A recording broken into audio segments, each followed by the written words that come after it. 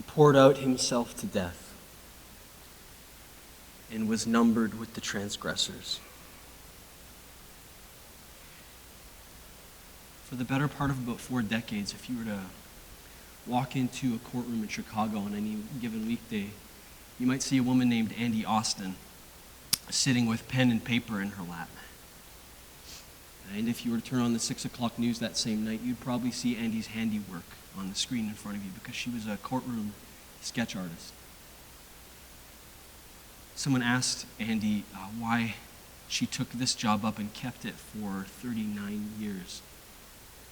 And she said, the courtroom was an amazing place. Everything finds its way into a courtroom. The best, the worst. Every year, on a Friday, we get together to hear the story that we've just read together. The story of Jesus' last day. The one and only day he spent in court. And in a strange way, everything ends up in this story, maybe including us. And we see on full display the best and the very worst. So Luke, our storyteller, sketches his way through the day scene by scene. And as the pictures progress, we have this impression of a parade of people all swirling around one person. Followers, betrayers, deniers, priests, kings, governors, slaves, onlookers, all come in and out of frame around one accused man. And then in one of the final word pictures that the storyteller gives us, we see his emaciated and reddened body slump from the wood and the iron as he gives up the ghost, flanked on either side by 2 criminals. Dead, still surrounded, numbered among the transgressors. There's a refrain that hammers through the story. Maybe you heard it. This man's done nothing deserving death, says Pilate with something that almost ends up being conviction, but not quite. We might deserve this, but you know full well that he doesn't, one criminal says to another. And then finally, surely this man was innocent, says the executioner soldier at the foot of his cross. Innocent, innocent, innocent. And yet, numbered among the transgressors, counted among criminals. This is the tragedy of Good Friday. And if you're like me, you might find it to be a weary and unsettling tragedy. But it's not just unsettling because we come back to it year after year. It's unsettling because this is hardly the only time that we have ignored innocence or manufactured a narrative of guilt to serve our own agendas. You can name your examples here. Maybe you know about the Central Park Five youth who were convicted and spent almost 10 years in prison for a crime they didn't commit. We know too well by now stories of police brutality. We know what happened in Ferguson summer before last. We look through the history books already written on the 20th century and we see state-sponsored massacres and genocide.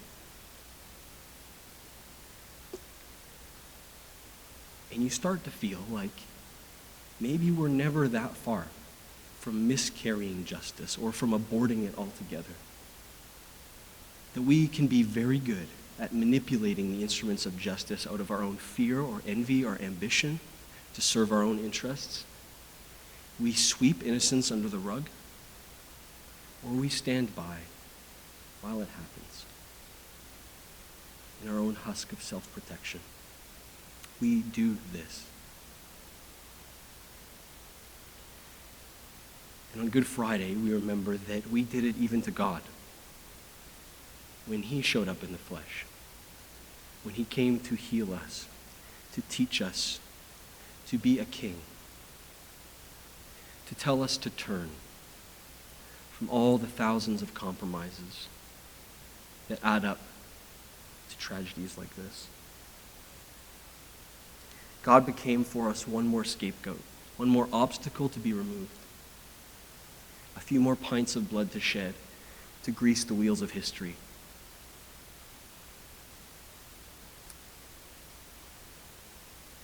And that is deeply unsettling. It's not what's most unsettling, though. What's most unsettling in this story is not what we do to Jesus. It's what Jesus does. You might imagine that at some point he would fight back or speak up or, for God's sake, run away. But he just keeps pressing in closer and closer to the people that are going to hurt him. And so up in that second room floor, during the last meal and the last talk he'll share with his disciples, he quotes these words that are hundreds of years old from the prophet Isaiah. He says, "I tell you, the scripture must be fulfilled in me." And he was counted among the lawless, the transgressors. And indeed, Jesus said, what is written about me is being fulfilled. And this is what happens in the story that we read. Jesus passes into and through our midst, and just look at who he is surrounded by on his last day. It's the lawless. It's the transgressors. And it's not just the two crucified criminals next to him.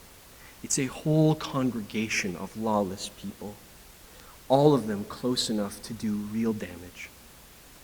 You have the betrayer who shares his food and kisses him on the mouth, and the supposedly devoted disciple who disowns him after making thin promises, and his closest friends who, in his moment of greatest need, become a group of grief-stricken, sword-carrying vigilante cowards in the garden. You have a militia that seizes him, soldier torturers who take their whips to his back, hypocrite priests, a voyeur king who makes a spectacle of his stripped body, a governor posing and playing political chess, catcallers who always love to see a celebrity go down, a professional executioner, and finally, two men who hang beside him, having actually committed crimes. And what is so unsettling about all of this is that Jesus gives himself up to these people completely. All of them, in one way or another, lawless. Some because they are sinister, some because they are mere cowards, but all transgressors. None of them have the courage to stand for him. So he decides to stand with them. Every moment of this day fills a little fuller these old words from the prophet Isaiah, as this innocent man, God in the flesh, gathers around himself a whole sweep of sinners, gives himself over into their hands, into our hands, as the very worst about us is revealed. And there, in the place that we put him, in the place that belongs to us, as we do our worst, and he holds all this pain that we have inflicted in his own body, he raises his head to the sky and he utters those terrible, terrible words. The ones we don't even know we need to have prayed for us.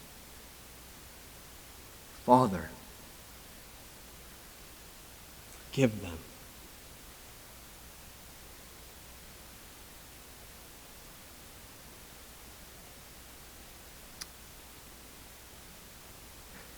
Andy the sketch artist, says that the question that she gets asked more than any other question is this: when you're drawing someone, can you tell whether they're innocent or guilty? Can you make them look guilty? She says her answer is always the same: I don't know what guilty looks like.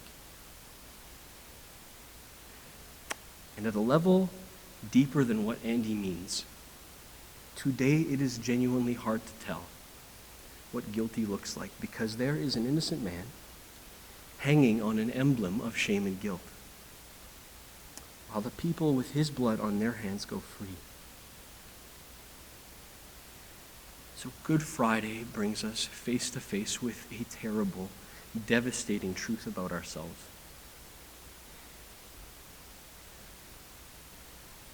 And you might imagine, rightly, that it would be worth beating our chests and walking away like the onlookers did that day.